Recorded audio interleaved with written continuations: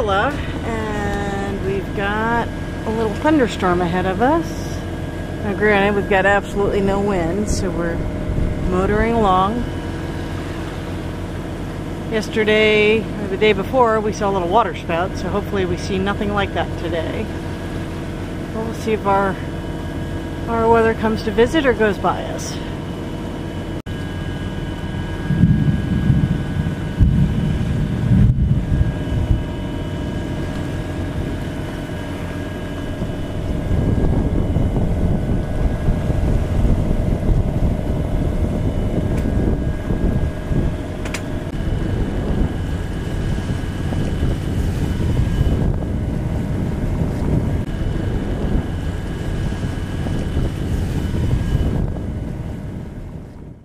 Of course, we had researched Scilla in advance before we arrived, and we could see what was on the charts. But I wanted to point some things out.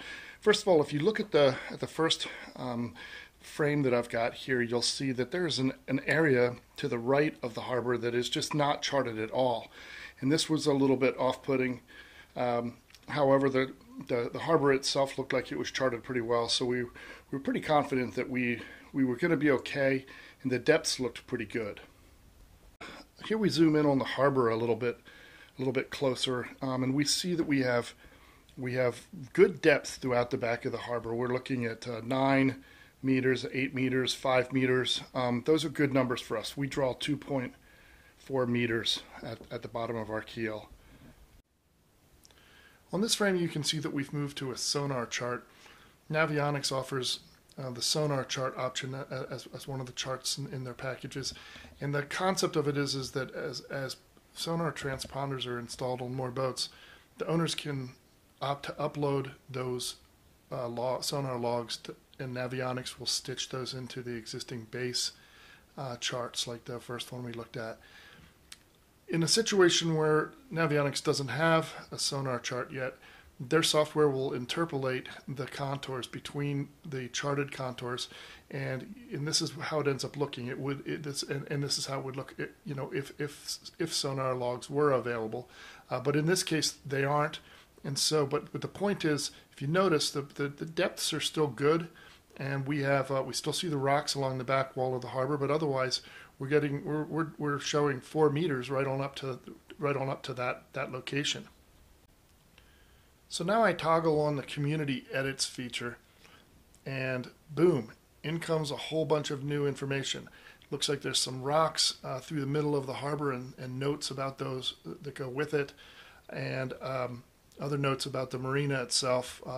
And so this is an incredible feature from Navionics because it allows regular people to add symbols and also notes to go with those symbols. And then each time they do a chart update, those notes and symbols go up to Navionics. Navionics puts them into the database of community edits, and when other people do chart updates, they get those notes and symbols as well. And so here you've got a situation where there's dangerous rocks that were not in the sonar charts, and they were not in the base charts, but they were in the community edits. Now as we move into the notes, the background notes, and look at this, we see, lo and behold, we see that this is me. These are my notes. And I've added these rocks after almost hitting one. We're coming darn close to hitting one, and if it wasn't for somebody waving us off, we would have hit one. We weren't going very fast. I think our boat probably would have bounced off. We were going very, very slowly. I was getting a bad vibe about it. Before we were almost stopped when the guy started waving us off. But still, very scary situation. And when we dove the harbor, this is what we saw. One of the things that we've learned about sailing in Europe is that aids to navigation are oftentimes homemade. In the US, these would be very, very well marked. As you get into the Med, you pretty much get what we have here, which is a small fishing buoy with a fishing float, basically, for the fishing nets with a stick tied to it and a little flag.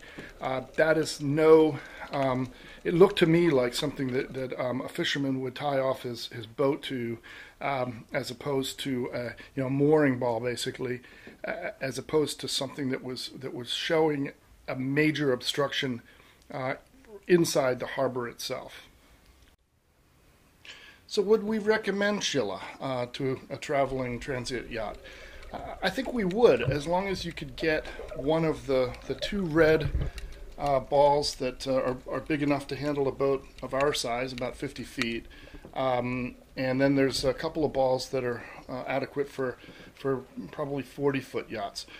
If you can't get one of these, you're kind of out of luck as far as Scilla is concerned. They're not going to be real happy with you anchoring outside the harbor, largely because the rocks are so sharp that you're going to catch your anchor and your anchor chain rather, and also probably get run the risk of having your anchor get wedged in and be unable to lift it. You'll have to go someplace else. But if you can get one of these balls, this is a very, very neat place to be.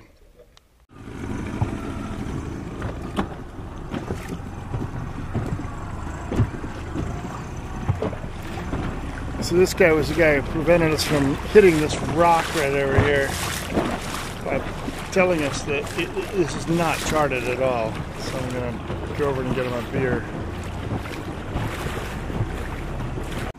So we just gave the beer to the dude. Help us out.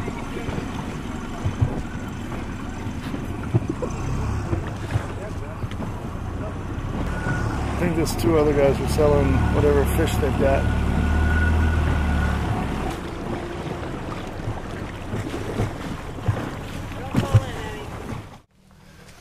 Scilla, these little churches and chapels are all over the place.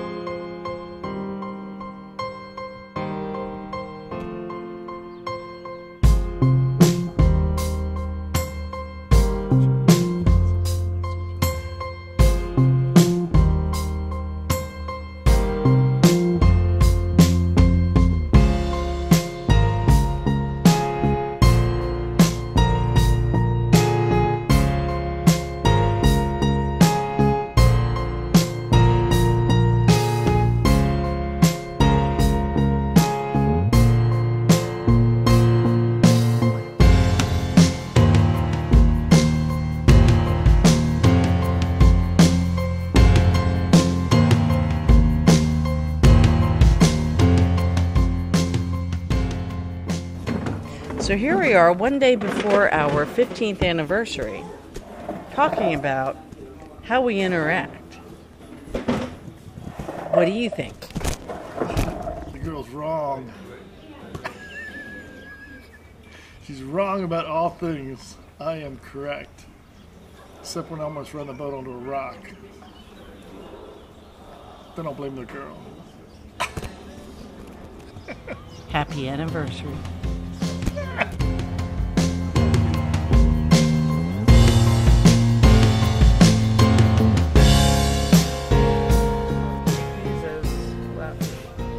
No Ignusis left.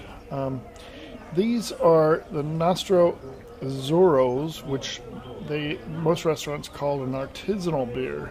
They tend to be more money, although here they're not. But this is a big size, 0.66. 0.66. The other ones, what are the other two? The Moretti and Peroni. And then there is the Sardinian Ignusa. Yeah. They're very similar in taste. They oftentimes sell Heineken's as a competitor to this, but it tastes probably close to a Heineken. But nonetheless, this is the beer we've been drinking since we've been sailing. Honestly, it's all this kind of lager, Pilsner type beer. Good stuff though. We love it. Great. The bigger the size, the better, because otherwise it just gets crazy expensive. You get these little tiny bottles and they add up. You have to remember that Kevin can drink 32 beers in one sitting. I have drunk 32 beers in one sitting. but only a couple times. Occasionally.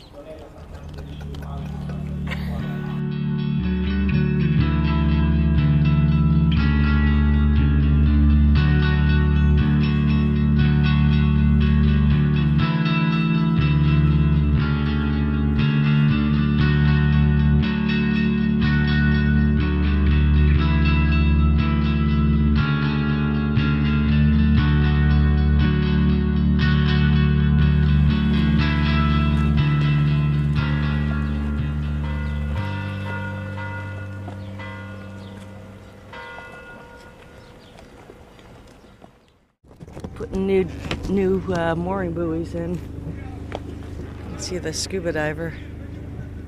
Look how clear the water is.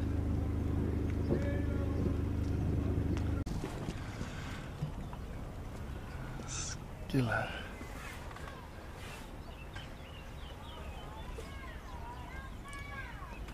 There's Wendy swimming. I'm gonna jump into in a second. Well, Kevin's on a hike to go find an ATM because we've come to a sandwich shop, doesn't take cards, and we don't have any money. So, I'm just going to sit here and drink his beer while I wait. Success! We sat down and ordered lunch and realized we didn't have any cash. Each of us looked at the other and said, "Do you have any cash?" And the answer was no. So I had to go find an ATM, and I thought, here in Italy, everything's on cash basis. You know, nobody pays taxes on anything. So you hand them a card, they get all upset. So I'm like, oh, there has to be plenty of ATMs around. No, I had to walk completely up to the top of the mountain, all the way to the back end of the town to where the bank is, and that is like seriously, I'd say probably 2 miles away. No, I'm sorry. It's probably a mile to a mile and a quarter away. But uphill. But uphill, up an incredible set of stairs. And what was I going to do? I had to get cash, so that's where I went. But yeah, no ATMs here. So I did not have to wash the dishes after all. I was able to sit here and drink my beer and wait. All good.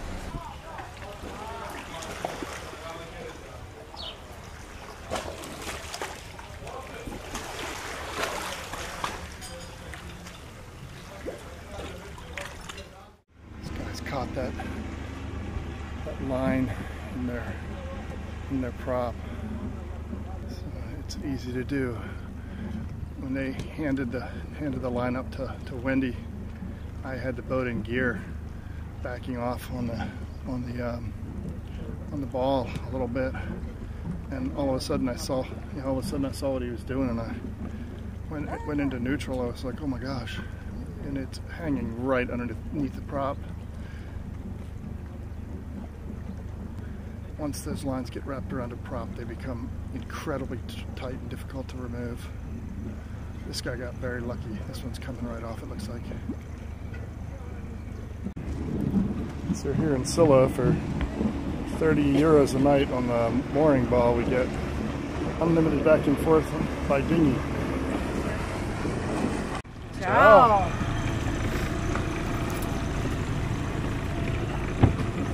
I'll videotape you guys.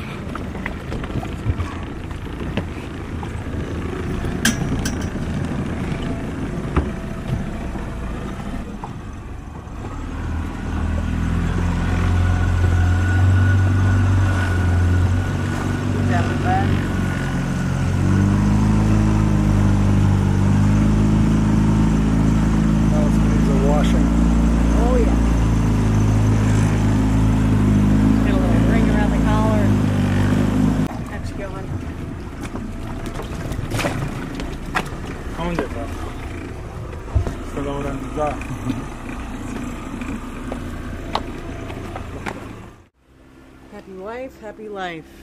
Happy anniversary. Our 15th year. 15 years anniversary. 15th anniversary. I get beaten up for it. That's what you deserve.